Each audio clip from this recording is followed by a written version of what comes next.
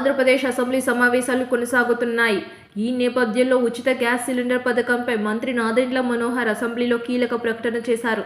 ఎన్నికల సమయంలో ఇచ్చిన హామీలను నెరవేర్చేందుకు తమ ప్రభుత్వం కట్టుబడి ఉందని, ఈ ఉచిత గ్యాస్ సిలిండర్ పథకంపై త్వరలో నిర్ణయం తీసుకుంటామని అసెంబ్లీలో ప్రకటించారు. ఎన్నికల సమయంలో ఇచ్చిన హామీలకు కట్టుబడి ఉన్నామని ఆయన అసెంబ్లీలో స్పష్టం చేశారు.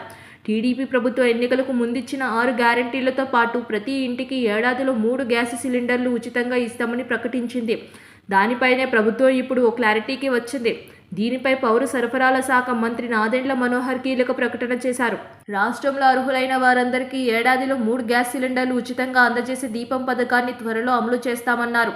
3 గ్యాస్ సిలిండర్లు ఉచితంగా అందించే పథకం అమలుపై సంబంధిత శాఖ అధికారులతో చర్చించి త్వరలో నిర్ణయిస్తామని, వచ్చే నెలలో ఈ పథకం అమలుపై స్పష్టమైన ప్రకటన చేస్తామని అసెంబ్లీ సమావేశాల్లో తెలిపారు. ఇప్పటికే రాష్ట్రంలోని పేదలు, మధ్యతరగతి ప్రజలకు నిత్యావసర సరుకులను తక్కువ ధరలకు రేషన్ షాపుల్లో అందేలా ప్రభుత్వం ఏర్పాటు చేసింది. దీనికి కొనసాగింపుగానే 3 సిలిండర్లను ఉచితంగా అందజేసే విషయంపై కూడా నిర్ణయం తీసుకునే అవకాశం ఉంది.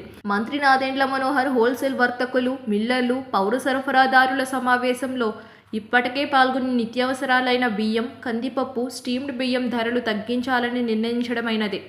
బహిరంగ మార్కెట్లో కందిపప్పు కిలో 181 ఉంటే 160, బియ్యం ₹52.40 ఉంటే 48కి, స్టీమ్డ్ బియ్యం ₹55.85 ఉంటే 45 చొప్పున రైతు బజార్లలో ప్రత్యేక కౌంటర్లను ఏర్పాటు చేసి తగ్గించిన ధరలకు విక్రయిస్తారు.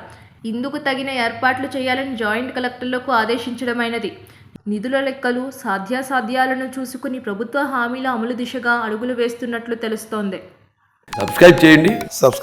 Please do subscribe to. Please like, share and subscribe to top Telugu TV. Top Telugu TV. Top Telugu TV.